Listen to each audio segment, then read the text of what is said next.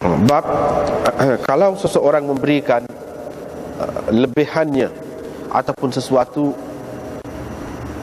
yang lebih daripada kegunaannya kepada orang lain, finnaum, dalam tidur, yakni dalam mimpi. Dengan sanad yang Imam Bukhari meriwayatkan daripada Abdullah bin Umar, beliau berkata, saya telah mendengar Rasulullah sallallahu alaihi wasallam bersabda, ketika aku sedang tidur, dibawakan kepadaku satu mangkuk susu. Saya pun minum sebahagian daripadanya, sehingga saya benar-benar nampak percikan mengalir. Thumma a'taitu Umar, kemudian aku berikan kepada Umar. Qalu, para sahabat bertanya, apakah takwilanmu, yakni terhadap mimpi itu wahai Rasulullah? Baginda menjawab, al-ilm. Babul amni, ini bab keamanan dan hilang rasa takut fil manam, dalam mimpi. Dengan sanadnya Imam Bukhari meriwayatkan daripada Nafi' bahwa Ibnu Umar berkata, ada beberapa orang sahabat Rasulullah sallallahu alaihi wasallam, mereka bermimpi di zaman Rasulullah sallallahu alaihi wasallam. Maka mereka ceritakannya kepada Rasulullah. Dengan itu baginda mentakbirkan mimpi mereka, Masya Allah, apa yang dikehendaki Allah. Pada ketika itu saya masih lagi budak-budak, muda belia. Rumahku ialah masjid sebelum aku berkahwin. Aku berkata di dalam diriku, kalau ada kebaikan padamu, tentu engkau bermimpi seperti mereka juga. Pada suatu malam saya pun berbaring. Saya pun kata, yakni di dalam hati, ya Allah, kalau engkau memang mengetahui, kalau engkau mengetahui ada apa-apa kebaikan padaku, maka tunjukkanlah mimpi kepadaku. Dalam keadaan begitu, tiba-tiba, lepas tu dia tertidur, lepas tu tiba-tiba aku didatangi oleh dua orang malaikat. Di tangan masing-masing daripada mereka ada pemukul, miqma'ah min hadid, pemukul daripada besi.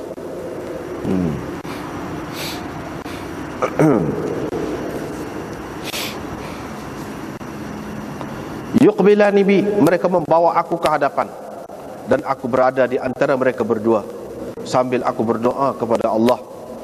Aku berkata, ya Allah, aku berlindung denganmu daripada jahannam. Kemudian aku berasa aku telah ditemui oleh satu malaikat, seorang malaikat yang lain lagi. Di tangannya juga ada pemukul daripada besi. Tetapi dia berkata kepadaku, lam tura, jangan takut, jangan risau. Ni'mar rajulu anta, sebaik-baik orang ialah engkau kalau engkau memperbanyakkan sembahyang. Mereka pun membawa aku sehingga memperdirikan aku, menghentikan aku dekat neraka jahannam yang matwiyah, yang ada matwiyah, yang dibina, mana di sekeliling dia tu macam telaga yang dibina, ada bata gitu, bulak gitulah, ataupun macam telaga lah. Kalau tidak bulak pun ada sekeliling dia tu binaan.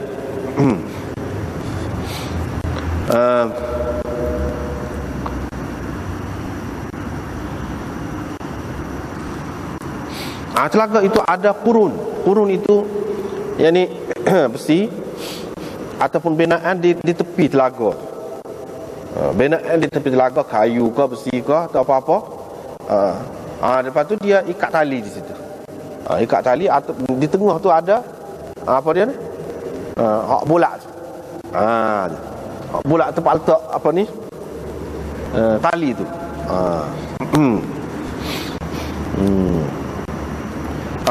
pe tu apa ni? Buah pe tu apa?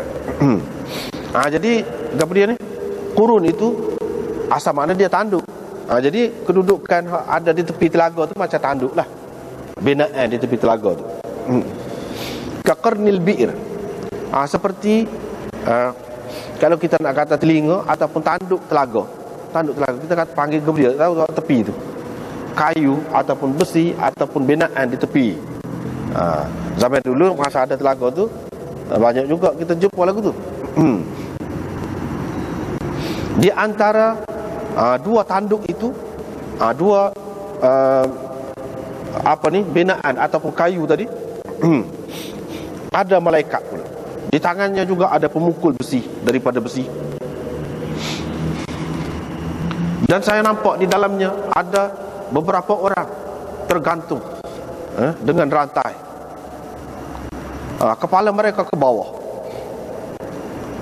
Aku kenal dalam ramai-ramai itu beberapa orang Quraisy. Ada beberapa orang Quraisy. Aku kenal orang itu. Fansarafu bi an dhatil yamin. Setelah itu mereka pun membawa aku pergi ke sebelah kanan. Mereka ceritanya lepas pada itu dia sedarlah. Aku pun ceritakan mimpi itu kepada Hafsah. Hafsah pula menceritakannya kepada Rasulullah sallallahu alaihi wasallam. Maka Rasulullah sallallahu alaihi wasallam bersabda, sesungguhnya Abdullah rajulun salih, orang baik. Nafi' berkata, anak murid kepada Ibnu Umar ni, falam yazal ba'da dhalika, selepas itu Ibnu Umar selalulah dia banyak mengerjakan sembahyang. Lepas pada tu dia banyaklah bersembahyang.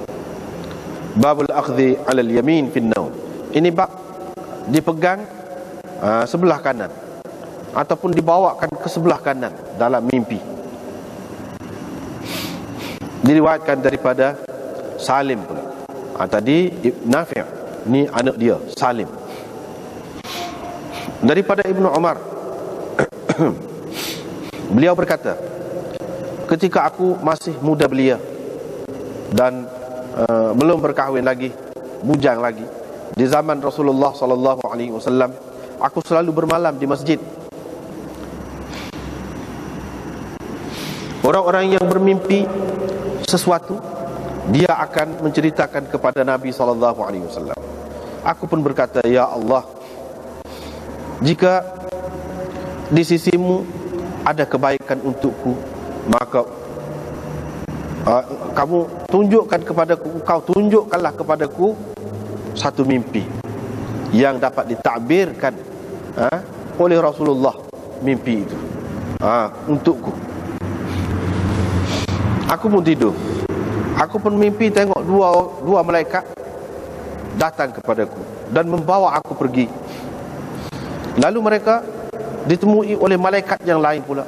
Malaikat itu berkata kepadaku, jangan takut, jangan risau, sesungguhnya engkau orang baik. Fantalaqa bi ila an-nar. Kedua malaikat itu pun membawa aku ke neraka. Rupa-rupanya neraka itu dibina sekeliling dia tu. Sekeliling dia tu macam lubang itu, macam telaga tu, sekeliling dia tu dibina. Seperti binaan di sekeliling telaga. Dan aku dapati di dalam neraka itu ada ramai orang. Sebahagian mereka aku kenal. Mereka pun membawa aku pergi ke sebelah kanan. Lepas tu pada keesokan paginya aku ceritakan mimpi itu kepada Hafsah. Dan Hafsah berkata bahawa dia telah menceritakan mimpi itu kepada Nabi sallallahu alaihi wasallam, dan baginda bersabda, sesungguhnya Abdullah orang baik, orang soleh, kalau dia memperbanyakkan sembahyang pada waktu malam. Qala Zuhri berkata, Abdullah selepas itu memperbanyakkan sembahyang malam. Babul qada'i fin naum. Ini bab mangkuk dalam tidur, yang di dalam mimpi mangkuk. Diriwayatkan daripada Abdullah bin Umar, beliau berkata, saya telah mendengar tadi juga Rasulullah sallallahu alaihi wasallam bersabda, ketika aku sedang tidur, utitu biqadahi laban, dibawakan kepadaku satu mangkuk susu. Saya pun minum sebahagian daripadanya, kemudian memberikan fadli, lebihan yang aku minum itu kepada Umar bin Al-Khattab. Qalu, mereka berkata, fama awwaltahu ya Rasulullah, apa engkau takwil mimpi itu wahai Rasulullah? Qala, baginda menjawab, al-ilm, ilmu. Babun idza tara syai' fil manam, kalau sesuatu terbang dalam mimpi. Terbang dalam mimpi. Diriwayatkan daripada Ubaidullah bin Abdullah bin Mas'ud, beliau berkata, saya telah bertanya Abdullah bin Abbas tentang mimpi Rasulullah sallallahu alaihi wasallam yang dia ingat.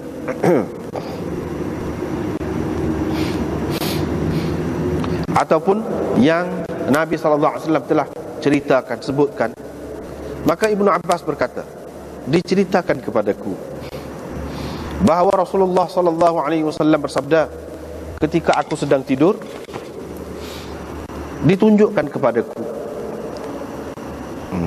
bahawa dimasukkan kedua tanganku dua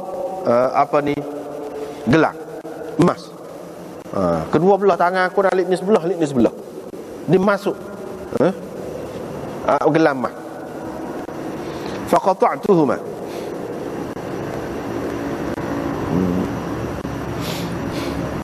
faqata'tuhuma. Ini dalam satu nuskah, dalam nuskah yang lain fafazi'tuhuma, begitu. Kalau faqata'tuhuma, aku pun cuba memotongnya. Kalau fafazi'tuhuma, aku berasa terkejut. Dah berasa tak suka. Wa karihtuhuma, tak suka.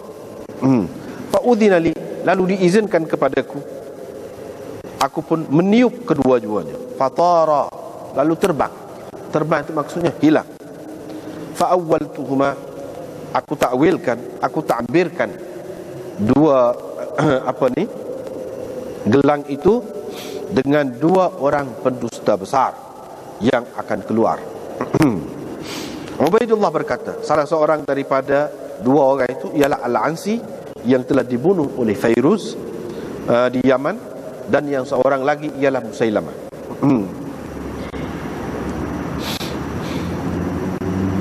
Ini bab kalau seseorang bermimpi lembu yang disembelih.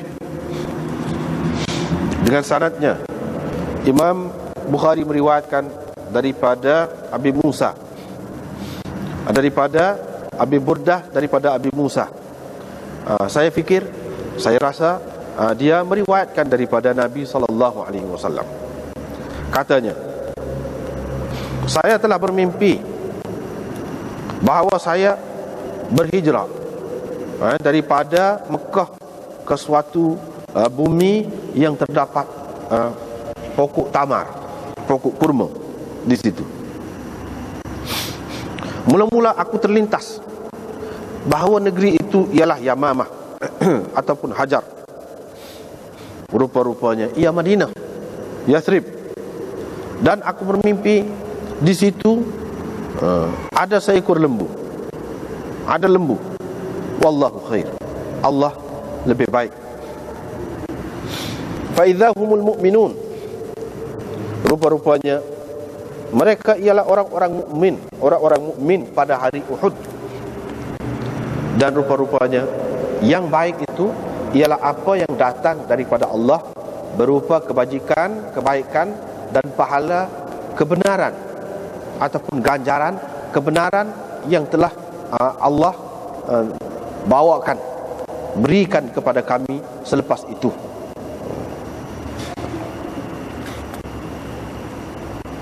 Selepas hari Badar itu, ba'da yaumi badrin, selepas hari Badar itu, ataupun ba'du yaum badrin, selepas itu, iaitu pada hari Badar.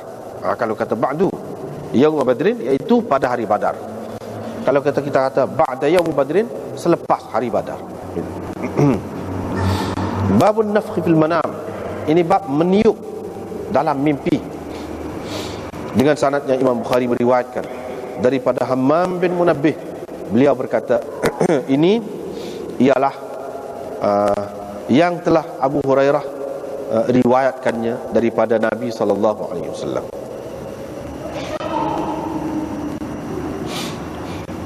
Baginda bersabda, nahnul akhirun as-sabiqun, kita yang terakhir dan yang terdahulu.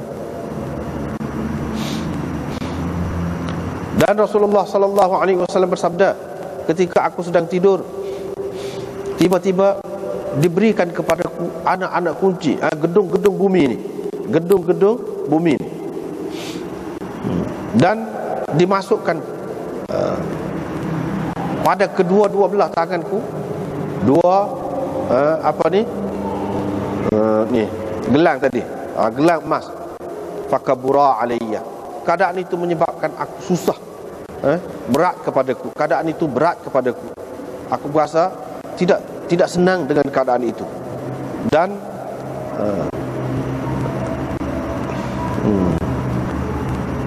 dua gelang itu betul-betul menyusahkan hatiku. Wa ahammani fa uhiya ilayya, tetapi diberi wahyu kepadaku supaya meniupkan, bahawa tiupkan, diwahyukan kepadaku, yaitu tiupkan kedua-duanya. Aku pun meniup kedua-duanya, yang ini gelang tu. Fa awwaltuhuma, aku takwilkan kedua-duanya ialah dua orang pendusta, ataupun dengan dua orang pendusta besar, yang alladzaini ana bainahuma, yang telah pun ada di hadapanku, yang telah pun ada sekarang, yaitu ketua di Sana'a dan ketua di Yamama.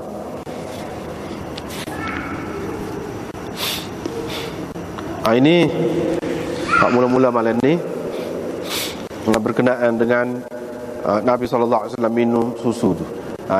Dibawakan satu mangkuk susu. Berapa kali dah kita sudah jumpa sebelum pada ni. Maknanya apa? Iaitu ilmu lah. Susu tu maknanya ilmu, dan kita sudah jumpa dah banyak kali sebelum pada ni.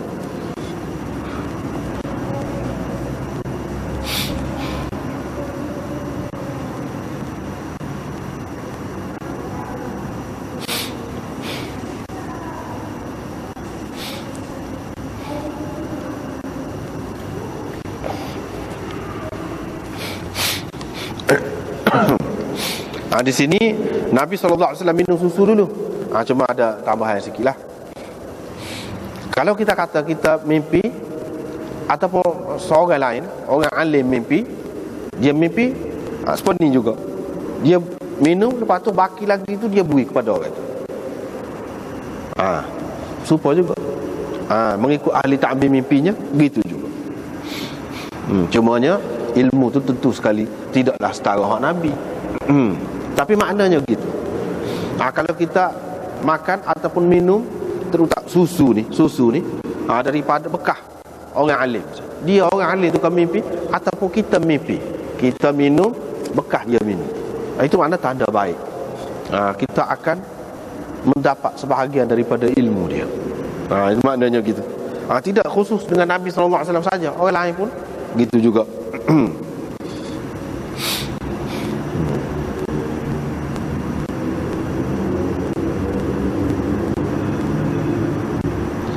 Lepas tu babul amni wa dhahabir ra'. Ini bab tidak takut, hilang ketakutan di dalam mimpi, hilang ketakutan di dalam mimpi.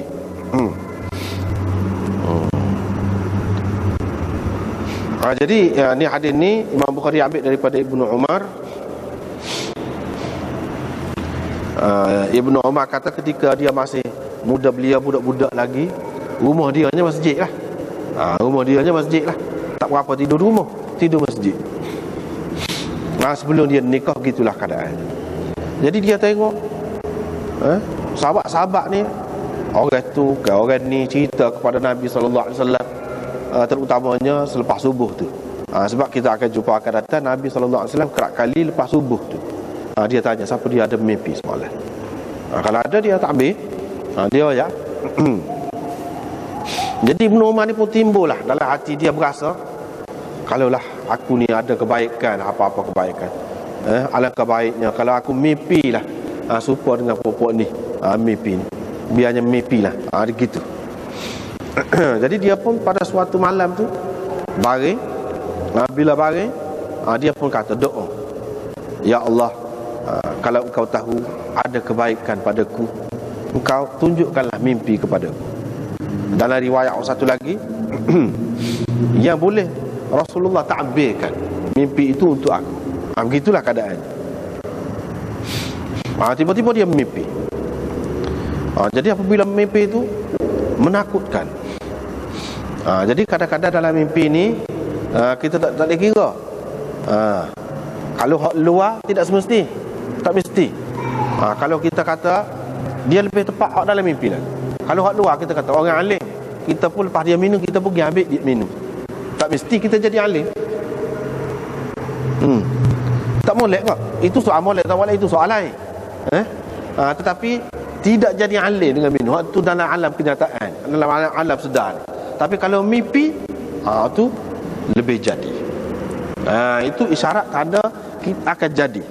Tapi kalau dalam kenyataan, di dalam sedar ni kita buat gitu, tak mesti. Minum sama pun tak jadi alim juga.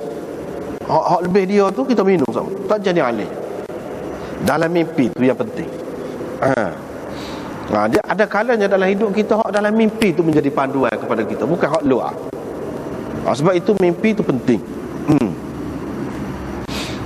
Jadi ada kalanya hak takut, kita takut, tapi sebenarnya yang takut itu bukan tak baik untuk kita. Ada kalanya kita mimpi kita rasa tenang aman, sebenarnya aman itu bukan baik untuk kita. Itu keadaan mimpi. Ada kalanya hak tak baik tu, hak menakutkan kita tu bukan tidak baik, baik untuk kita.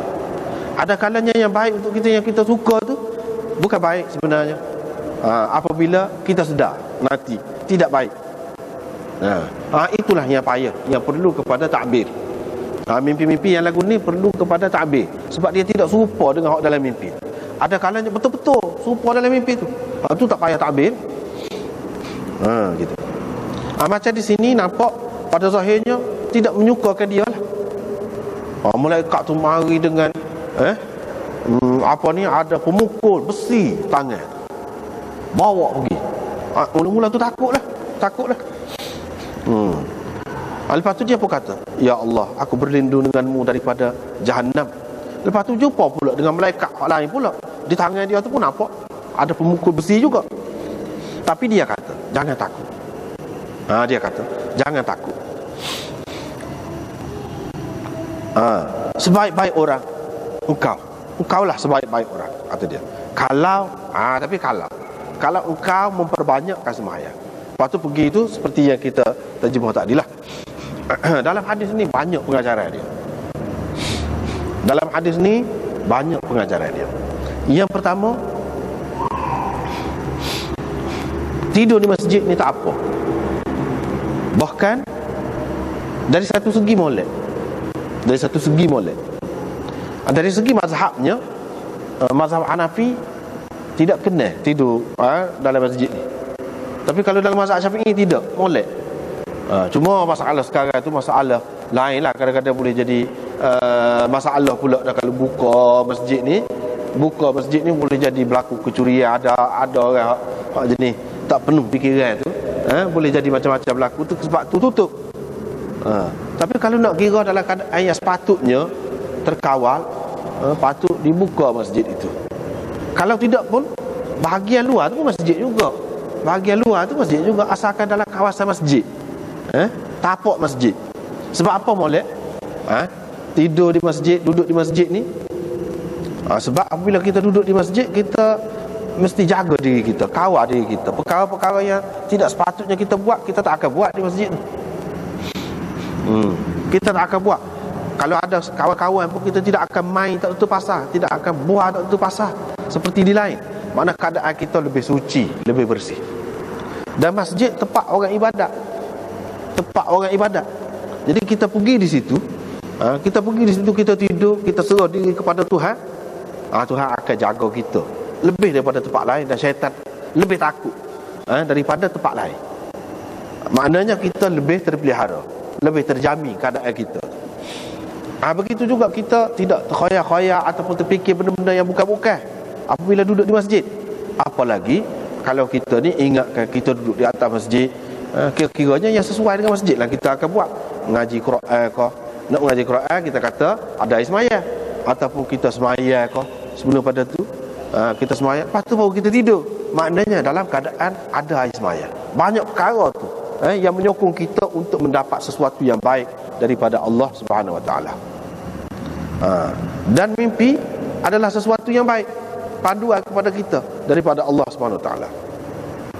Di sini Ibnu Umar dia kata dia tidur di masjid. Bukan makna tidur di masjid ni tidak baik, mana keluarga tak cara, tak hera, tidak. Tetapi mungkin orang tua tidak suka tu, dia takut benda-benda lain lah yang tidak baik berlaku. Kalau sekiranya dalam keadaan aman, dalam keadaan kita percaya kepada budak-budak tu, memang tak apa, bagus. Ajar dia duduk di masjid, dekat dengan masjid, bagus. Begitulah, kata dia, rumah aku ni masjid lah, sebelum berkahwin. Jadi apabila dia duduk di masjid tu, dia pagi-pagi tentu sekali lah, kalau duduk jauh, setengah-setengah sahabat tu jauh duduknya, tak boleh nak mari, tak boleh nak mari subuh tu, pasal gelap. Ada juga yang mari, yang jauh sangat tu payahlah, kalau hujan, kalau apa. Ni kalau duduk di masjid dah, banyak kelebihan dia. Tentu sekali subuh tu semaya dengan Nabi SAW, dan apa-apa yang Nabi nak cerita dia boleh dulu lagi pada orang lain. Itu kelebihan. Jadi bila tengok gitu, dia pun kata, kalau ada kebaikan minta biar Tuhan tunjuk. Ini pun molek juga kita kata lagu tu. Mana dengan ikhlas hati, kalau kita nak apa-apa, kita minta Tuhan tunjuk. Tuhan tunjuk ni tidak nanti istikharah. Dengan doa lagu ni pun boleh, ataupun istikharah pun boleh juga. Minta biar Tuhan tunjuk ke mana-mana. Biasanya Tuhan tunjuk dalam mimpi lah. Sebab mimpi itu panduan yang baik bagi kita. Satu juzuk daripada 46 juzuk kenabian.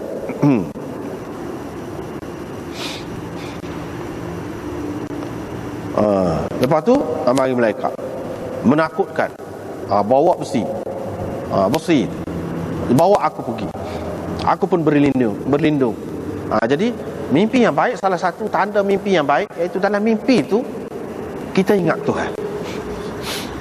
Kita ingat Tuhan, kita berdoa kau dalam mimpi itu, atau kita baca ayat Quran kau. Itu salah satu tanda mimpi itu betul, mimpi yang baik, bukan mimpi daripada syaitan.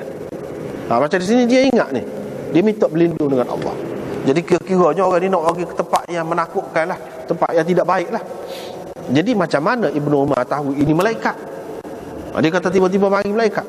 Boleh jadi dalam mimpi itu dia berasa, dia tahu, dengan sendirinya dia tahu itu malaikat. Sebabnya kalau biasa, macam mana dia buat kesimpulan, ataupun dia yakin dalam mimpi dia tu, supaya orang mimpi Nabi lah, dia yakin tu Nabi dalam mimpi tu. Walaupun tak ada siapa dia cerita, tak apa dah, jadi dah lagu tu. Supaya juga malaikat di sini. Satunya dia yakin. Yang kedua, boleh jadi dia simpulkan daripada mimpi ni. Sebab yang lagu ni nak pergi ke neraka, nak kata jangan takut, kamu orang baik. Baik tu baiklah ke mana? Lagu ni malaikat ni. Kalau orang mana nak boleh pergi? Kalau syaitan tak boleh pergi tempat lagu tu. Lagu tu cara bercakap tu bukan syaitan. Ataupun dia simpulkan. Ataupun setelah dia cerita kepada Hafsah pun pergi royak kepada Nabi SAW cerita ke dia, hak dia nampak dua orang mari tu malaikat. Boleh jadi juga. Maknanya kalau begitu hadis ini adalah hadis mukhtasar, ringkas. Sebahagiannya dibuang. Kira-kiranya maklum takkanlah dia nak kata malaikat tu, dia kata ikut serah dia. Boleh jadi macam-macam sebab tak adilah. Boleh jadi Nabi SAW kata itu malaikat. Kalau tidak sabit itu puspa kita kata tadi, boleh juga dia simpulkan hak lagu ni malaikat, tidak sesuai dengan hak lain. Tiba-tiba mari hak tu pula kata jangan takut, jangan risau, engkau orang baik. Kata dia, engkau adalah orang yang terbaik, paling baik kalau engkau memperbanyakkan sembahyang. Jadi maknanya kadang-kadang sesuatu dalam mimpi kita tu boleh menjadi panduan dan boleh kita amalkan. Kalau benda tu tidak bercanggah, tak apa. Kalau dia mari ajar, dia mari ajar apa-apalah kita, dan benda tu pada dasarnya sudah ada dalam sunnah, tak apa, boleh kita buat. Kalau memperbanyakkan semaya. Dulu kita tak banyak mana semaya. Ni bila kita mimpi tu kita jadi banyak semaya. Bagus. Boleh berpadukan ni. Nabi SAW tak ada komen ke apa. Bila diceritakan mimpi ni kepada dia, dia tidak kata. Dia suruh banyak bersemayam pun, tak salah ikut sepuluh aku. Dia tak ada kata. Menunjukkan boleh. Boleh kita nak amal tu. Begitu juga yang lain. Kalau ada amalan yang lain ataupun bacaan yang lain, doa ko, satu orang termaya ajar doa kepada kita. Doa tu tidak bercanggah. Boleh kita amal tu.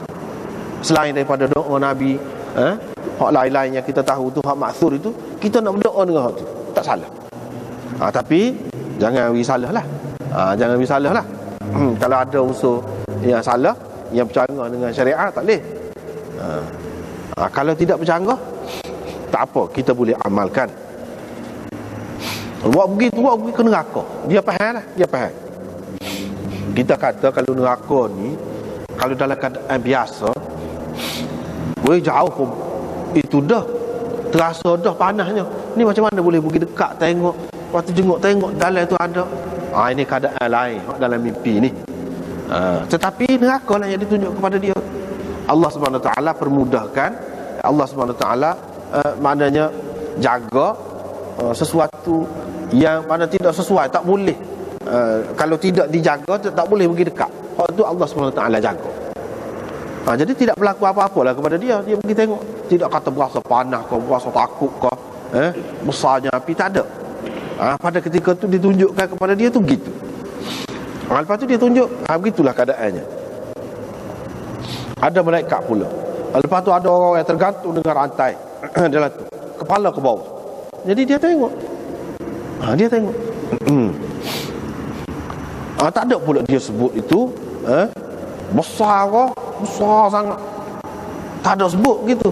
Ya, sebut macam telaga gitu. Itulah yang ditunjuk kepada dia. Yang ni mana kecil ni untuk dia. Dipermudahkan untuk dia. Macam gambaran saja. Kalau hak sengerti tak boleh lagu tu. Dan neraka itu tidak sesempit tu. Tidak sekadar tu je. Ini nak tunjuk sebagai contoh saja kepada dia. Lepas pada tu dia pun cerita kepada Hafsah. Hafsah pun cerita kepada Nabi SAW. Hafsah tu kakak dia lah, isteri Nabi SAW. Nabi SAW pun kata, Abdullah rajulun salih. Yang ni serupa dengan hak malaikat tu kata juga. Dalam riwayat tadi dia kata sebaik-baik orang ialah engkau. Dalam riwayat satu lagi, innaka rajulun salih. Malaikat tu sudah kata dah. Nabi SAW kata lagu tu pula. Maknanya sebagai mengesahkan. Malaikat tu kata betul. Memang dia ni betul. Sebab tu Ibnu Umar ini dia terkenal sebagai ahli ibadah, orang yang kuat ibadah. Dan terkenal kemudiannya sebagai syekhus sahabah, syekh di kalangan sahabat. Dia banyak mengajar. Orang ni banyak mengajar. Dan dia tidak, walaupun dia tu layak kalau kira nak jadi khalifah, tapi dia minat dia tu tidak ke situ. Dia tak pergi ke situ. Sebab apa? Dia kelain. Kalau nak kira dia ni layak, Sayyidina Umar kecualikan dia dulu lagi. Ketika dia sebut beberapa orang tu yang layak menjadi khalifah selepas dia, di antaranya hak dia maklum anak dia, tapi dia kata jangan, dia kecualikan. Maknanya orang besar ni, Ibnu Umar ni orang yang istimewa. Dalam hadis ini menunjukkan pengiktirafan daripada Nabi SAW dalam mimpi ni malaikat. Maknanya mengatakan dia ni orang baik. Dan kalau Nabi SAW kata dia ni orang baik, malaikat kata orang baik, lepas tu dalam kenyataannya lepas pada mimpi tu, anak-anak murid dia Nafi' kata, anak dia Salim kata dia kuatlah bersemayam. Lepas pada tu, itu tanda baik lah tu. Memang bukti kebaikan dia.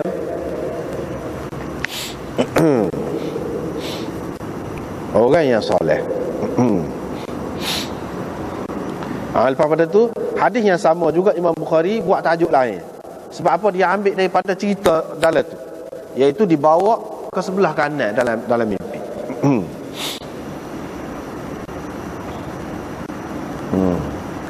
Dibawa ke sebelah kanan. Jadi Ibnu Umar kata hak tu penting tu. Maknanya Imam Bukhari nak cerita sini, ahli ta'bir mimpi tu dia kena perhati setiap bahagian mimpi. Kena perhati setiap bahagian mimpi. Jangan tengok sekarang saja, tengok banyak perkara. Bahkan pada nama tu pun kena tengok. Misalnya orang hok mari tu nama dia gapo? Faiz misalnya nama dia Fauzan kau misalnya hok mari tu. Jadi ada makna. Ada makna belaka. Mana ahli takbir mimpi dia kena perhati belaka. Sa'ad kau nama. Sa'ad. Ke mana? Misalnya dalam takbir mimpi dia kena perhati belaka. Kalau dibawa ke mana? Ke kanan. Apa makna kanan? Dia kena perhati. Itu tujuan Imam Bukhari buat tajuk ni. Dalam mimpi tadi, setelah dia ni tengok neraka, ditunjukkan neraka kepada dia, malaikat tu bawa dia pergi ke kanan. Bawa ke kanan tu isyarat kepada dia ni min ashabil yamin. Min ashabil yamin mana bukan dia tu tempat dia dalam neraka, tapi tempat dia ke syurga. Ke kanan tu maknanya ke syurga. Dalam Quran banyak tempat sebut ashabul yamin, ma ashabul yamin. Maknanya ahli syurga. Orang-orang baik. Tanda orang baik tu kalau ke kanan. Makna ahli takbir mimpi kena perhati belakang. Tak boleh saja. Pergi ke kanan, naik ke atas kau, ke bawah kau. Dia ambil kira belakang.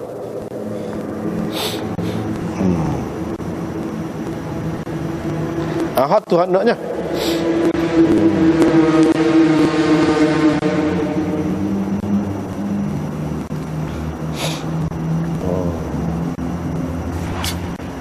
Iaitu dibawa ke kanan. Jadi hak tadi Imam Bukhari buat mari riwayat daripada Nafi', daripada Ibnu Umar. Nafi' tu adalah maula Ibnu Umar, hamba yang telah dibebaskan oleh Ibnu Umar. Dan dia ni pula belajar dengan Ibnu Umar begitu lama pula duduk dengan Ibnu Umar sehingga jadi alim walaupun asal dia tu hamba. Dalam riwayat yang kedua ni daripada anak dia sendiri. Anak dia sendiri yang meriwayatkan daripada dia tu, iaitu Salim. Jadi perawi di bawah dia tu Zuhri. Di sini perawi di bawah dia siapa dia? Sakhr bin Juwairiyah. Dia kata haddatsana Nafi'. Sini ni Zuhri kata an Salim an Ibnu Umar. Salim tu anak Ibnu Umar sendiri. Alim juga. Anak dia ni Salim ni alim juga. Alim besar ni Salim ni. Tetapi mengikut setengah-setengah ulama'nya, mana lebih antara Nafi' dengan Salim? Ramai daripada ulama mengatakan lebih Nafi' lagi daripada anak dia tu sendiri. Lebih Nafi'. Walaupun anak dia tu alim. Alim besar dah. Termasuk dalam salah seorang fuqaha as-sab'ah bil Madinah. Tetapi Nafi' ni lebih lagi. Lebih lagi alimnya daripada Salim. Tak apalah, Imam Bukhari buat mari kedua-dua. Ni anak murid utama bagi Ibnu Umar. Anak dia seorang, lepas tu hamba yang telah dibebas oleh dia, iaitu Nafi'. Dalam riwayat ni itu benda yang sama juga, ada beza sikit-sikit je. Benda sama. Nak ceritanya, Imam Bukhari nak cerita bukan seorang. Riwayat ini telah sampai kepada kita bukan melalui satu tariq sahaja, satu sanad sahaja, bahkan banyak sanadnya.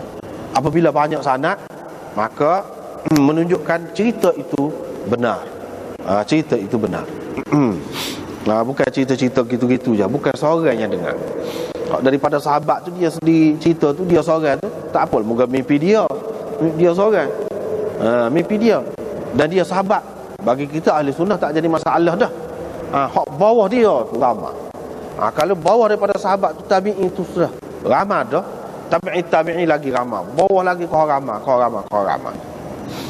Ini semua ni banyaknya sanad ini ialah menguatkan hadis. Menguatkan lagi hadis itu, sesuatu hadis itu. Bahkan ulama-ulama buat mustakhraj.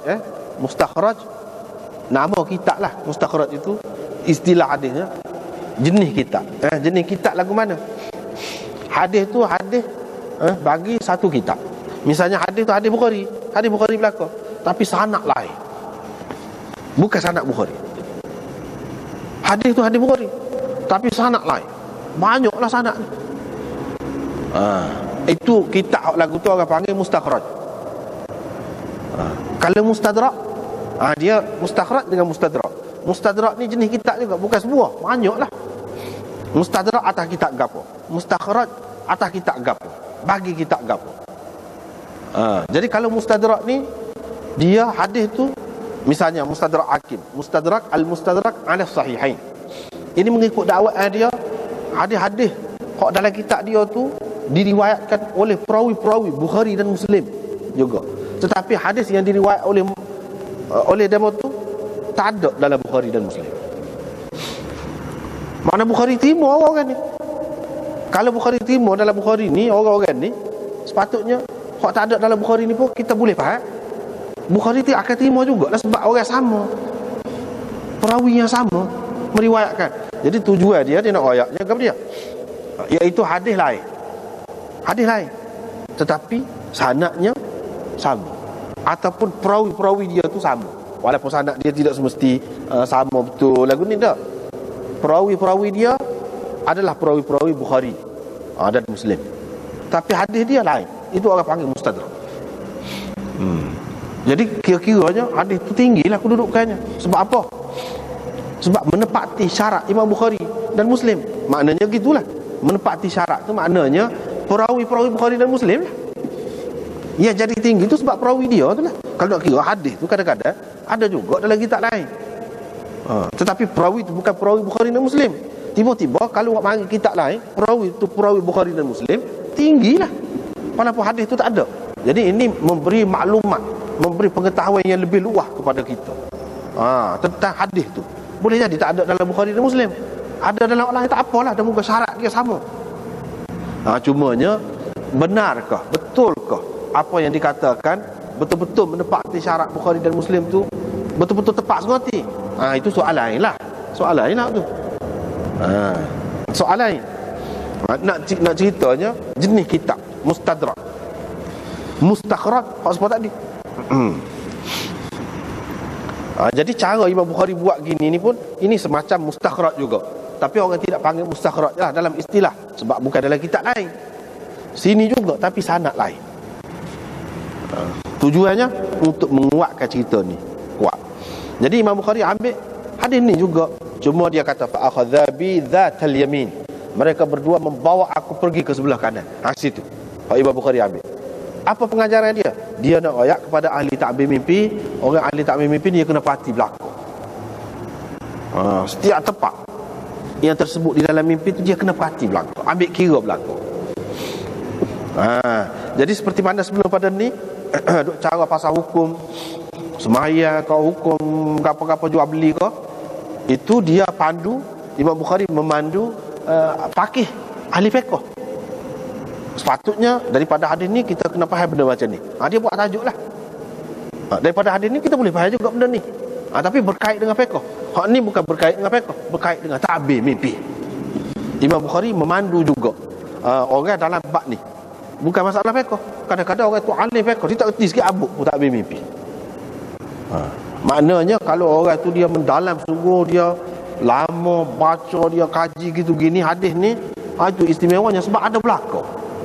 Ada belakang, itu kelebihannya. Ada belakang. Sepatutnya hak mengaji hadis ni dia tidak alim dalam fiqh saja, bahkan dia alim dalam hak lain-lain juga. Sebab apa? Ada belakang panduan. Kalau bab perubatan, bahkan istimewanya perubatan daripada Nabi SAW. Kalau bab perang sirah, sejarah, ada juga. Kalau bab kejadian langit dan bumi, apa kejadian makhluk, ada juga. Bab macam-macam ada. Maknanya pengetahuan akan luas. Kalau tafsir, bagi tafsir yang terbaik, tak ada tafsir yang lebih baik daripada tafsiran dengan hadis ni. Tafsiran hak lain tu kita nombor 2, nombor 1 sekali hadis dulu tengok tafsiran.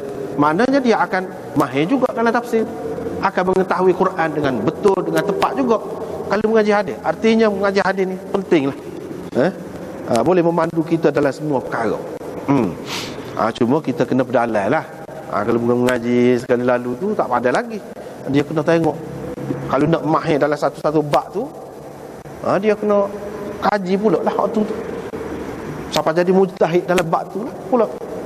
Kalau dalam bab perubatan ni, bahan-bahan dia tu, kalau Maulana Anwar Shah Kashmiri lagu mana, setiap bahan hak Nabi sebut dia pastikan, pergi cari tepat hak mana hak sebenarnya, benda berlaku mana, nak tengok. Itu cara dia bersungguh. Begitulah orang mengaji dalam bab masing-masing ni. Hak bersungguh, kalau nak kaji pun kaji, biar dalam sungguh. Kalau hak bab lain pun lagu tu juga. Anwar Shah Kashmiri sampai lagu tu lah. Kalau misalnya jitai hitai misalnya kita, lagu mana dia cuba Dia buat percubaan macam-macam lah dia buat. Kalau benda ni al-qustul bahri sama ke dengan al-qustul hindi? Lagu mana? Nak pastikan dia pergi jajak jumpa dengan hakim, doktor-doktor perubatan Yunani, pergi ke farmasi dia tengok benda tu. Benda lagu mana? Dah cuba. Itu cara dia. Tapi makan masa lah. Nak sosok perkara tu pun nak main tu bukan main. Makan masa.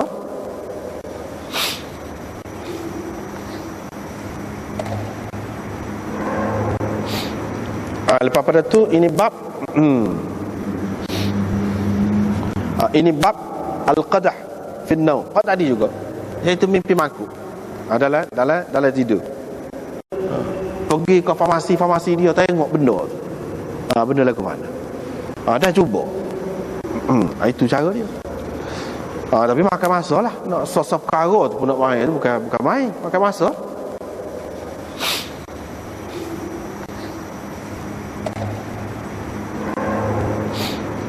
Lepas pada tu ini bab ini bab al-qadah fi an-naum. Tadi juga iaitu mimpi makuk. Dalam tidur. Cuma tadi dia kata kalau seseorang tu memberi lebih hadiah kepada orang lain dalam mimpi. Kepada orang lain lebih hadiah. Di sini mimpi makuk pula. Maknanya susu tadi, susu tu duduk dalam dia. Dalam makuk. Dia bui lebih tadi tu duduk dalam dia. Hadis tadi juga makuk juga. Cuma Imam Bukhari nak cerita di sini bagi ahli ta'bir mimpi dia kena perhati belaka. Tadi satu perkara yang boleh disimpulkan Nabi SAW minum. Lepas minum lebih dia tu dia bui kat orang. Bui lebih tu. Apa makna? Yang kedua benda yang diminum tu gapo? Dulu ada benda ni juga. Hadis dia juga. Susu. Lepas tu susu tu duduk dalam gapo? Dalam mangkuk. Dalam mangkuk. Mana dia kena perhati belakang. Mangkuk tu mangkuk gapo? Mangkuk kayu ke? Mangkuk kaca ke? Ke mangkuk gapo? Dia ada makna belakang. Itu tujuan Imam Bukhari buat di sini. Babul qadah fi an-naum.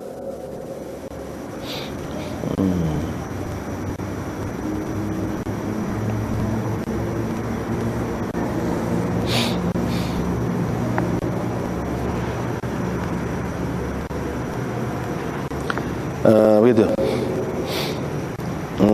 Jadi hal lain itu supaya babun idza tara syai' fil manam. Ini bab kalau sesuatu terbang ataupun hilang dalam mimpi. Apa maknanya? Sesuatu itu terbang. Terbang itu boleh jadi terbang gitu lah. Terbang itu makna hilang. Lesak. Ni maksudnya bukan terbang seperti burung tu dah. Terbang ni maksudnya hilang. Lesak. Jadi hilang. Tak ada nampak dah. Itu maksud dia di sini.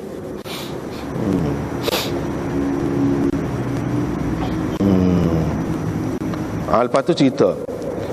Dia kata Ibnu Abbas kata dzukirali.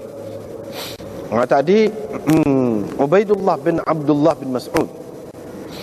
Ubaidullah ni anak kepada Abdullah bin Mas'ud.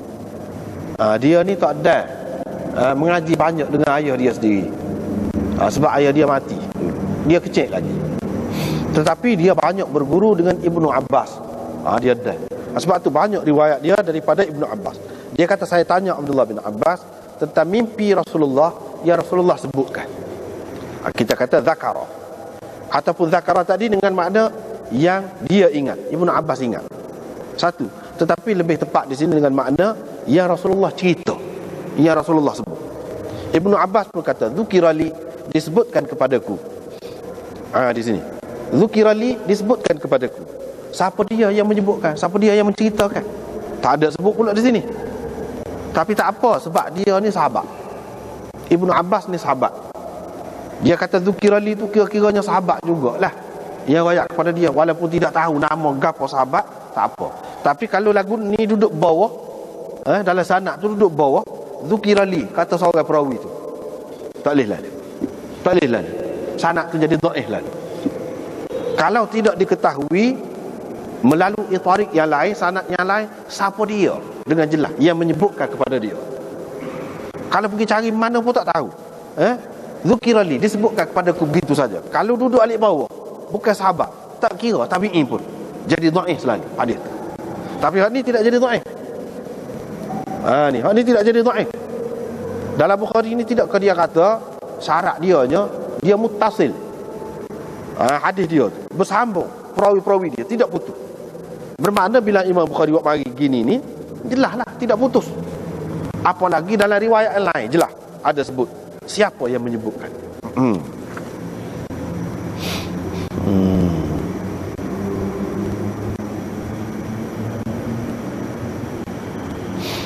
Kalau tak sebut pun tidak jadi masalah. Sebab apa? Sebab ini sahabat. Jadi mengikut kaedahnya as-sahabah kulluhum udul. Sahabat tu semuanya adil berlaku. Bila adil, kita tak perlu bahas. Rasulullah sallallahu alaihi wasallam cerita ni, dia cerita dimasukkan gelas dalam kedua belah tangan dia, gelas emas. Nabi sallallahu alaihi wasallam pun cuba nak potong, nak buang, ataupun Nabi sallallahu alaihi wasallam berasa tidak suka lah, berasa terkejut lah. Sebab apa? Gelas emas. Ini menunjukkan bahawa emas tidak boleh dipakai oleh lelaki. Emas tu tak boleh dipakai oleh lelaki. Kalau tidak, apa terkejut? Tak payah terkejut, tak payah takut, tak payah tak suka lah. Ini menunjukkan bahawa emas tak kira lah dalam bentuk cincin ke untuk lelaki, gelar ke, tak boleh. Lepas tu diizinkan kepadaku, di sini rekah dalam riwayat satu lagi dikatakan kepadaku, diwahyukan kepadaku suruh siuk. Aku siuk. Bila siuk tu hilang, lenyap. Jadi aku takbirkan dua orang kadzab, pendusta besar, yakhrujan. Gitu.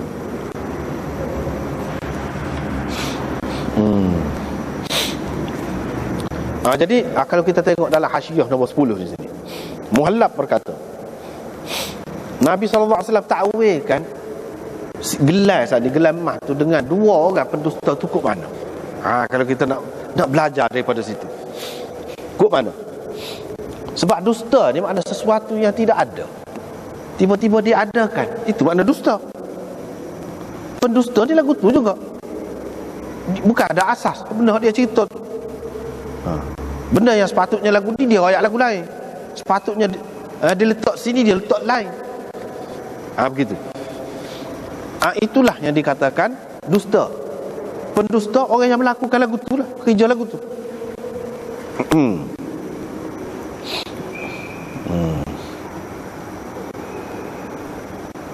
Ni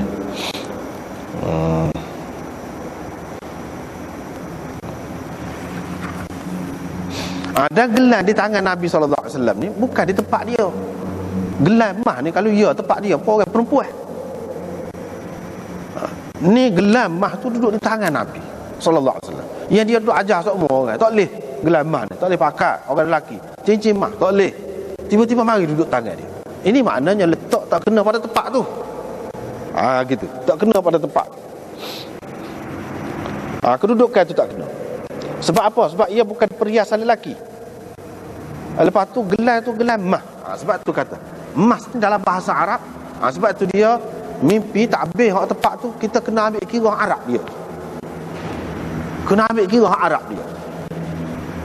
Kalau setengah ulama kata tak kira bahasa mana-mana, kena ambil kira hak Arab.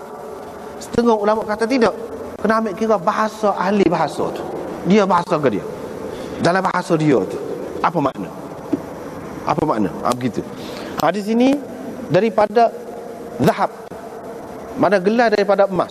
Zahab selain daripada makna emas, zahaba makna dia hilang, lenyap. Maknanya gelar ni walaupun emas, tapi sesuatu yang akan hilang. Akan hilang. Gitu. Mana duduk di tempat ni, duduk di lengan Nabi SAW ni, tempat tidak sebenar, tak usah rusing, sebab dia akan hilang. Jadi zahab di situ isyarat kepada akan hilang. Gitu. Sebab tu dia gelama. Dah terbang ataupun hilang, lenyap. Ini bermakna sesuatu itu tidak tetap. Mana kedudukan gelar tu pada bukan tempat dia tu tidak tetap. Dan untuk menghilangkannya tidak payah. Sebab siup saja. Bukan suruh bakar kau gapo kau, gerak kau dengan gunting kau dah. Pada siup. Dia suruh siup. Maknanya hilang. Maknanya benda ni benda yang tidak kuat. Lemah. Tidak perlu bersusah payah sangat. Iaitu dengan tiup saja. Dan disebut di sini Al-Ansi. Namanya Al-Aswad Al-Ansi.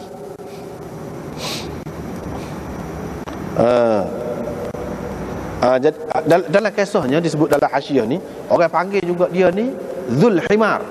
Sebab apa Dzul Himar? Sebab dia ada keldai. Dia ajar entah lagu mana keldai itu. Keldai itu pelik. Dia ajar, kalau dia kata kepada himar tu sujud kaku, himar tu jadi sujud. Tu pelik. Akan menundukkan kepala tu himar tu. Gitu. Dia ni telah dibunuh oleh Fairuz Ad-Dailami. Fairuz Ad-Dailami di Yaman. Fairuz ni nama seorang sahabat. Dia bunuh Aswad. Dan Aswad ini terbunuh di zaman Nabi SAW. Kedua-dua ni muncul di zaman Nabi. Sebab itulah dalam riwayat satu lagi, dia kata sudah ada sekarang di hadapanku. Maknanya sekarang ni sudah ada dah. Hak dua ni ada dah. Yang pertama memang di zaman Nabi SAW lagi, matinya dibunuh oleh sahabat bernama Fairuz. Ada juga setengah ulama mengatakan bukan himar, tetapi Dzul Khimar. Dzul Khimar. Kalau Dzul Khimar tu ke mana? Setengah ulama mentakwilkan, dia kata dia ni dia macam ada jin dia lah. Ada dia merah ke ataupun sahabat dia lah. Ada sahabat dia. Hak mari kepada dia tu dengan bertudung muka. Tudung lagu mana tak tahulah. Khimar tu maknanya tudung. Dengan bertudung muka mari tu. Royak apa-apa kepada dia. Kita kata syaitan dia lah. Begitu. Hak seorang lagi tu Musailimah. Dia ni adalah hasyiah, dia kata kana sahibat Niranjat. Niranjat tu kan dia ahli sihir dia. Ahli sihir. Dia lah orang yang mula-mula masuk telah dalam botol. Cara dia nak menarik perhatian orang tu, kata telah kan besar botol kecil dulu, botol tu, mulut botol tu, dia kata bisa dia boleh masuk. Boleh masuk. Orang ni benda-benda lagu tu je. Boleh terpedaya, terpengaruh.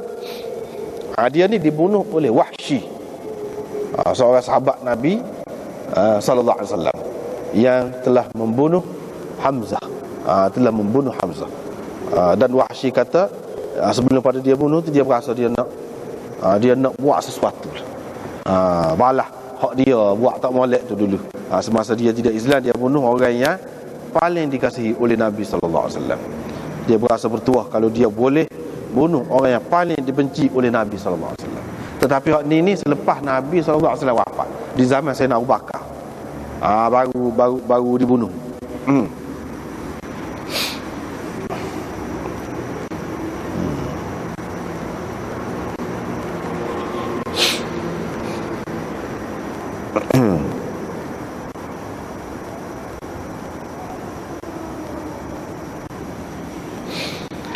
Lepas tu bab kalau seseorang itu bermimpi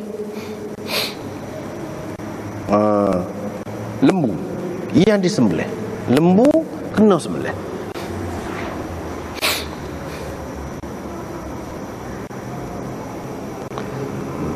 Jadi lembu ni seekor ke? Tidak jelas di sini. Tidak jelas di sini seekor. Bahkan kalau kita mengambil kira dari segi dia ni bakar tu isim jenis, maka boleh jadi banyak. Boleh jadi banyak. Apalagi kalau kita tengok kepada sifat dia tu, jumlah fi'liyah selepas tu tunhar, yang disembelih tu dia guna dalam bentuk muannas yang menunjukkan banyak. Kalau menunjukkan satu, dia kata baqaratan. Ini tidak baqaratan, baqaran. Tunhar menunjukkan lembu ni banyak, mana bukan seekor. Kalau seorang tu mimpi dia nampak lembu beberapa ekor disembelih, itu yang lebih sesuai. Sebab apa? Yang dalam mimpi ni, yang tepat dengan mimpi ni, sahabat-sahabat yang mati di perang Uhud tu bukan seorang, ramai juga orang mati. Riwayat daripada Abi Musa, dia kata Nabi SAW bersabda, aku bermimpi, dia kata aku berhijrah daripada Mekah ni ke suatu bumi tanah yang ada kebun tamar. Tak apa lah tu. Jadi maknanya Nabi SAW sebelum pergi hijrah ni, dia pindah. Dia tidak duduk Mekah, dia pindah pergi ke lain. Tetapi mula-mula tu dia terlintas dalam fikiran dia, sebab bukan semua Nabi SAW diberitahu selalu. Ada kalanya diberitahu secara umum gitu je. Mula-mula lepas tu baru dia tahu dengan pasti. Mula-mula dia terfikir, terlintas kayak Yamamah ataupun Hajar. Dia fikir kot tu, sebab di situ ada kebun tamarnya. Walaupun Madinah pun ada juga, tetapi lebih terkenal di sana. Dia terfikir kot tu, rupa-rupanya Madinah. Dia kata Yathrib, yang mana dulunya namanya Yathrib. Dan aku tengok di situ baqaran, lembu-lembu. Wallahu khairun, Allah lebih baik. Fa idzahumul mu'minun, rupa-rupanya lembu-lembu itu adalah orang-orang mukmin pada hari Uhud. Yang terkorban, yang mati syahid. Lembu yang disembelih itu maknanya orang mukmin yang mati syahid pada hari Uhud. Gitu.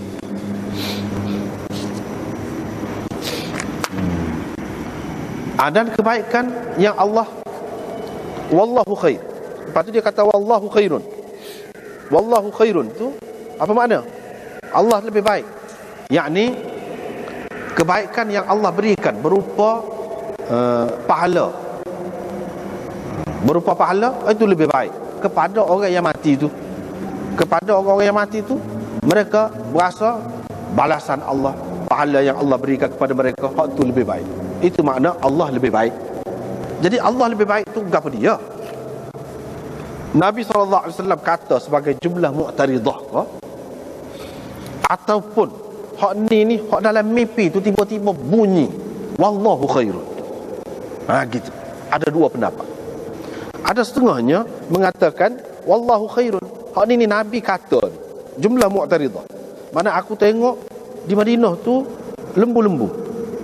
Wallahu khair, Allah lebih baik, yakni kepada mereka daripada hak mereka terbunuh tu, mati pada zahirnya teruk nampak tu. Orang-orang mukmin yang mati pada hari Uhud tu nampaknya teruk, tetapi Allah lebih baik, yakni bagi mereka. Sebab apa? Allah memberi balasan dan pahala yang mereka sudah nampak dah. Gitu. Satu lagi maknanya pahala Allah. Wallahu khair itu mana thawabullah khair. Ganjaran daripada Allah itu lebih baik, yakni kepada mereka yang telah mati itu. Mati dalam perang Uhud. Ada satu lagi pendapat, dia kata wallahu khair itu bunyi Nabi SAW bunyi dalam mimpi itu, lembu disembelih, lepas tu wallahu khair, bunyi gitu. Sebab hak ni lebih tepat. Hak ni lebih tepat. Yang kedua ni lebih tepat. Sebab apa? Nabi SAW cuba takbir ni. Dia takbir hak lembu yang disembelih tu dengan orang-orang mukmin pada hari Uhud. Wa fa idza humul mu'minun yauma Uhud. Ini takbir kepada ra'aitu fiha baqaran. Lepas pada tu wa idzal khair ma ja Allah minal khair wa thawabi sidq. Itu takbir kepada hak dia bunyi wallahu khair itu. Jadi hak ni bukan ada kaitan dengan orang hak mati tu. Kebaikannya yang kebaikan dalam dunia ni. Hak bunyi wallahu khair itu rupa-rupanya dalam dunia ni Allah SWT bagi pahala orang yang pergi perang, dapat kebaikan. Gapo dia? Iaitu boleh ghanimah, boleh gapo. Kemudian pula itu makna wallahu khair itu. Hak ni lebih molek lagi.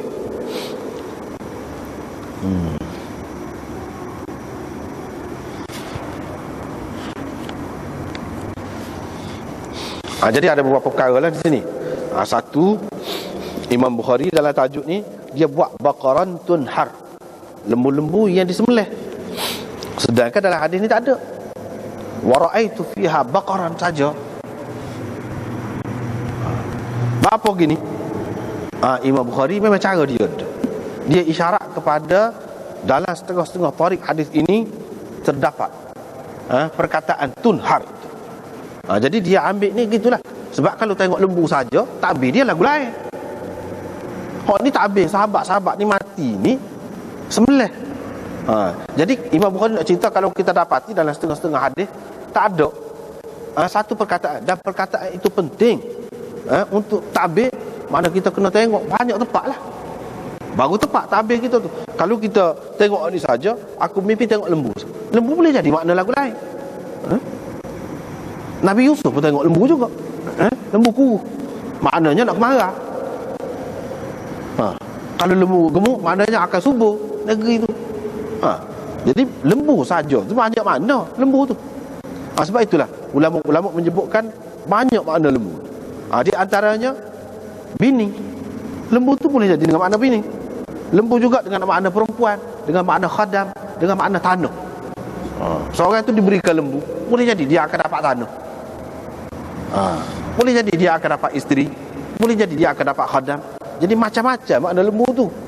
Jadi lembu ni ditakbirkan dengan sahabat-sahabat yang terbunuh, yang mati syahid tu. Kok mana? Yang berdarah tu, dia kena tengok dalam riwayat lain. Itu tujuan Imam Bukhari nak ayat. Kadang-kadang kita nak takbir ni tak boleh tengok setepak, kena tengok banyak tempat. Kita jumpa dalam satu tarik tak ada, tak boleh buat keputusan lagi, kena tengok lain dulu. Jadi di sininya dalam setengah-setengah riwayat itu ada ziyadah ini. Gitu.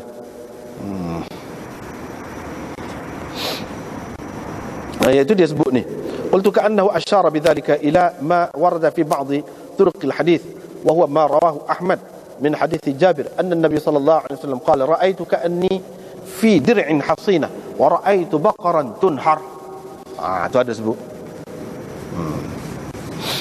Dia isyarat tu. Jadi apa Imam Bukhari tak mari hak tu? Hak tu tidak menepati syarat dia. Dia sudah berjanji dah, dia nak mari ni hak sanad yang tinggi. Dengan tambahan itu dalam sanad dia ni tak ada. Tapi bukan bermakna hak ada dalam sanad lain, dalam riwayat lain itu tidak sahih. Asalkan sahih boleh dah pakai. Asalkan sahih boleh dah pakai. Bahkan kita kena guna hak lain di situ, baru tepat. Sebab kalau lembu saja boleh jadi makna lagu lain, kita kena capur situ. Itu cara Imam Bukhari nak ajar kita ni dalam takbir mimpi. Jangan tengok sahih. Jadi apa dia tu nak mari hak tu dah ada. Hak tu tidak menepati syarat dia. Imam Ahmad tak apalah, bukan syarat dia rendah lagi daripada Imam Bukhari. Dia bubuhlah dalam kitab dia. Tetapi tidak bermakna hak tak ada dalam Bukhari ni tidak sahih. Bila sahih, mana-mana pun kita boleh guna. Itu tujuan dia nak ayat. Itu yang pertama.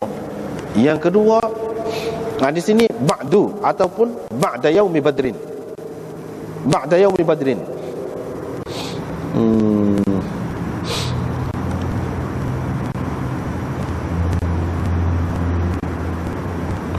Ba'da yaumi badrin ini, tadi dia sebut hak mati dalam perang Uhud. Tidakkah perang Uhud ni selepas daripada perang Badar?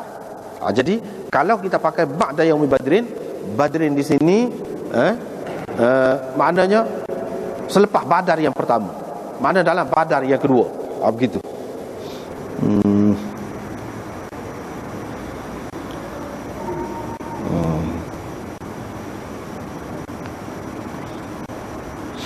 Babun nafkhi fil manam, ini bab meniup dalam mimpi. Hak tadi juga, hadis tadi juga. Cuma di sini dia ambil tajuk hak tiup tu. Itu di antara juz ataupun perkara yang penting dalam mimpi itu. Perkara yang penting dalam mimpi. Tadi dia kata kalau sesuatu tu terbang ataupun hilang dalam mimpi, boleh jadi terbang tu terbang sendiri, ataupun hilang dengan sendiri, ataupun hilang dengan ditiup. Dengan ditiup. Di sini hilang tu hilang dengan ditiup. Maknanya ada usaha juga, tapi usaha tu tak seberapa. Tidak payah pun. Kita tengok dalam sejarah tu, perang sakai-sakai kalah, mati juga sahabat-sahabat pergi perang dengan perempuan ni. Tetapi nak nisbah lah, tidak payah. Nak menghadapi perempuan ni tidak payah. Kepada Nabi sallallahu alaihi wasallamnya pada dengan tiup gitu.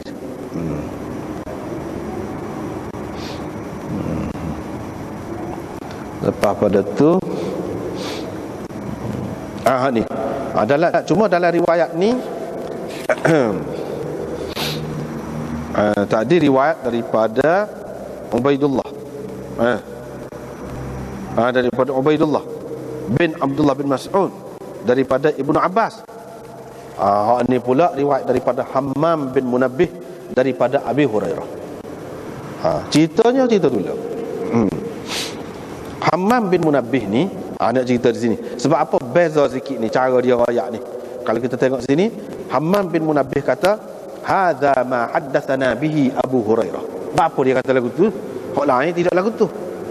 Dia nak cerita di sini, Hammam ini adalah anak murid Abu Hurairah yang telah menyalin sahifah Abu Hurairah. Orang panggil sahifah sahihah. Hammam ni anak murid Abu Hurairah yang dia salin. Abu Hurairah ni semasa Nabi SAW dia tulis ada kitab hadis ni. Hak dia kumpul. Bukan hak dia ingat saja. Hak dia ingat tu suku. Dia tulis juga kitab Abu Hurairah ni. Ini menunjukkan hak puak-puak orientalis gapo duduk kata hadis ni beratus tahun kemudian barulah dibukukan. Tak betul. Tak betul. Bahkan banyak sekali dalam hadis kita jumpa banyak dah hadis ni dikumpulkan dalam bentuk kitab. Bukan tulis sikit-sikit gitu sekeping dua, tidak. Kitab. Jadi sehingga Hammam bin Munabbih ni dia berasa perlu royak. Takut-takut orang kata hak ni dia ambil ni hadis ni daripada hak dia catat daripada Abu Hurairah.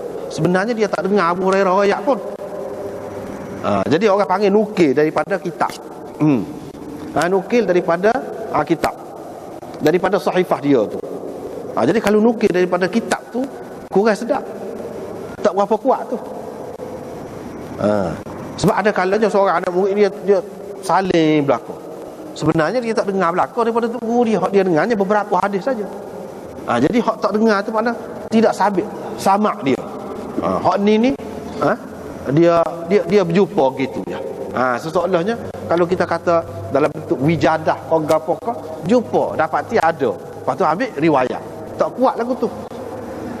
Dengan sebab itu dia kata di sini, mana dia ni banyak daripada hak dalam tu bukan dia salin saja. Bukan dia tidak dengar daripada Abu Hurairah, bahkan dia dengar. Dia kata, "Hadza ma haddatsana bihi Abu Hurairah." Hak dia nak ayat ni. Hak ni hak Abu Hurairah sendiri cerita kepada kami. Bukan semata-mata saya salin, lepas tu saya ayat. Dak. Abu Hurairah cerita. Jadi makna kuatlah. Kuat. Bukan kata putus, dak. Mana tahu kalau jumpa dalam kitab ni dikatakan kitab dia, tahu-tahu orang lain pula tambah. Orang lain mari ambil, dia kamak kau untuk guru sebenarnya orang lain tambah dah celah tu. Mana tahu. Sebab itu tidak boleh yakin kalau kitab, kalau berdasarkan apa yang ditulis. Sebab ada kemungkinan di tengah tu. Yang menyebabkan jadi tidak kuat. Tapi kalau dia sendiri dengar Abu Hurairah, lepas tu ada pun dalam kitab tu kalau dia salin tu, lagi kuat lah. Orang lain yang berdasarkan ingatan saja tu boleh pakai dah. Dia ni salin lagi dalam kitab dia tu, sahifah dia tu pun ada juga, dan dia sendiri dengar. Ni Abu Hurairah riwayatkan daripada Rasulullah sallallahu alaihi wasallam, qala nahnu al-akhirun as-sabiqun, wa qala Rasulullah sallallahu alaihi wasallam. Rasulullah berkata kita yang terakhir, maknanya mari ke dunia ni umat yang terakhir. As-sabiqun yang terdahulu akan datang di hari kiamat nanti lebih dulu daripada orang lain, masuk syurga, dihisap dan sebagainya dulu daripada orang lain. Itu makna. Bukan hak ni nak cerita sebenarnya. Wa qala Rasulullah sallallahu alaihi wasallam. Hak ni hak nak cerita. Hak ni sebab apa? Dia kata nahnul akhirun as-sabiqun. Sebab Abu Hurairah bila dia nak riwayat hadis ni, hak ada dalam tu, dia sebut nahnul akhirun as-sabiqun. Jadi anak murid dia ni pun sebut lagu tu, lepas tu baru dia riwayat hadis hak lain. Sebab dalam kitab tu gitu. Nahnul akhirun as-sabiqun. Lepas tu baru hadis lain. Jadi ini semua ni isyarat belaka ni. Isyarat belaka ni. Isyarat kepada umat kita. Umat Nabi Muhammad sallallahu alaihi wasallam. Kemudian tapi dahulu ni di akhirat nanti. Itu sah. Semua ulama kata begitu. Selagi hak ada nampaknya, apa dia? Kelebihan kepada Abu Hurairah. Hak ni dia ni, riwayat dia aja ada lagu ni. Hak kepada Hammam bin Munabbih, hak dalam sahifah dia. Dia tulis nahnul akhirun as-sabiqun. Dia nak ceritanya ke dia. Isyarat kepada apa? Nabi SAW bagi kepada Abu Hurairah lagu tu. Hak ni benda-benda yang kadang-kadang orang tidak nampak. Abu Hurairah kan lewat Islam, al-akhiru lewat Islam pada tahun yang ke-7 Hijrah baru Islam. Tetapi as-sabiqun, tengok riwayat dia lebih pada orang lain. Boleh juga ni. Sebab apa? Nabi SAW bagi kepada dia khusus ni. Nak ceritanya kadang-kadang orang lewat pun tidak semesti dia akan terlewat semua. Boleh jadi dia mendahului orang lain kalau kena raya. Kalau kena raya, macam Abu Hurairah ni, dia dapat doa Nabi SAW. Itu kena raya lah tu. Sebab tu dia mendahului orang lain dalam bab ni. Dalam bab ni. Dan dia begitu minat bersungguh belajar. Tengok dia cantik, orang lain tak ada cantik. Selain daripada Abdullah bin Amr bin Al-As, dalam sahifah sadiqah dia tu, dengan sahifah sadiqah dia, Abu Hurairah salah seorang sahabat yang cantik. Jadi buku apa dia hadis tu, maknanya ada kitab dah, kitab hadis ada dah di zaman Nabi SAW lagi. Tak betul orang kata kitab hadis ni kemudian. Hak kemudian tu Bukhari, hak kemudian tu Muwatta Imam Malik, Sahih Muslim. Tetapi kitab hadis sudah ada dah. Orang kata kitab hadis tak ada kemudian tu baru ada, tak betul. Sebenarnya ada dah. Dia kata Rasulullah SAW sabda. Mana hak ni hak Rasulullah SAW kata juga. Sebab tak adilah. Cuma ada tambahan di sini diberikan kepada gedung-gedung bumi. Lepas tu hak gelar tadi. Jadi hak nak sini apa dia? Tiup dalam mimpi. Tiup dalam mimpi. Kalau kita tengok, kalau kita mimpi,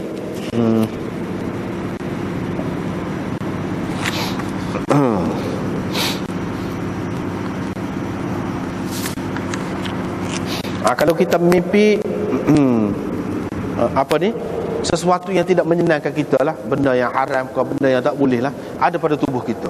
Tiba-tiba kita buat sesuatu, kita melepaskan dia, kita melepaskan dia, dan dia pergi hilang kita. Mana tak apa, kita selamat. Supaya juga kalau ular, kalau gapo, dia patut, tak ada gapo-gapo. Ataupun kita boleh pulihkan, kita tidak pingsan, kita tidak mati. Mana tak apa. Gitu. Supaya juga di sini. Ataupun dengan cara kita tiup ke, kita baca gapo-gapo ke, dia hilang. Ialah juga tu. Maknanya sesuatu yang membahayakan kita, yang mengancam kita tu, tidak akan bahaya kepada kita sebenarnya.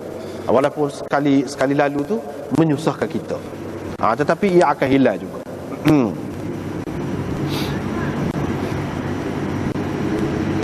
Jadi berhubung dengan hak tadi, lagi ada tinggal tadi.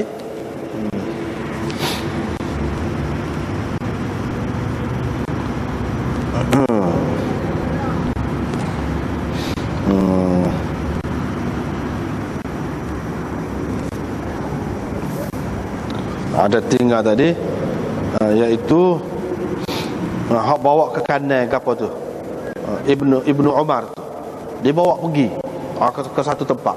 Bawa pergi tu pergi ke mana? Pergi ke neraka lah kira-kiranya. Lepas tu lari daripada neraka tu pergi ke kanan, maknanya dia tidak masuk neraka lah kira-kiranya. Begitu juga ahli ta'bir ambil daripada situ. Dia kata kepada dia, seseorang yang mimpi kalau dia terbang, kalau dia terbang, tadi kalau terbang, tara tadi, terbang tu maknanya hilang, lenyap. Satu lagi kalau terbang ataupun pergi ke atas, pergi ke syurga ke, pergi ke langit ke, pergi ke apa dia ke, dibawa ke satu, ke atas lah, kita kata macam terbang gitu. Apa maknanya? Kalau dia mimpi dia terbang, seolah-olahnya dia pergi ke langit, tetapi tidak naik ke langit, tidak sampai ke atas langit tu, ke atas saja. Dia akan bahaya, akan mengalami bahaya, sesuatu yang membahayakan, membahayakan dia. Tapi tak apa lagi. Tapi kalau dia naik ke langit, naik tu, lepas tu tak balik, dia nak mati. Maknanya dia nak mati. Tapi kalau dia balik,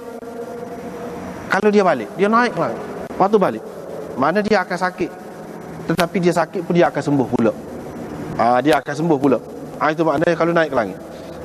Tapi kalau dia naik ke langit tu, dia pergi gini, bukan pergi gitu, pergi gini. Aku gini ataupun gini. Pergi maknanya sama lah. Kalau begitu bermakna dia akan bermusafir, akan mengembara, dan dia akan mendapat ketinggian dan kelebihan mengikut sejauh mana dia pergi tu lah. Begitu. Macam-macam lah takbir tu. Jadi hak ni hak masalah terbang ataupun naik ke atas. Lepas tu hak banyak lagi tu dalam kitab-kitab takbir lah. Dalam kitab-kitab takbir lah.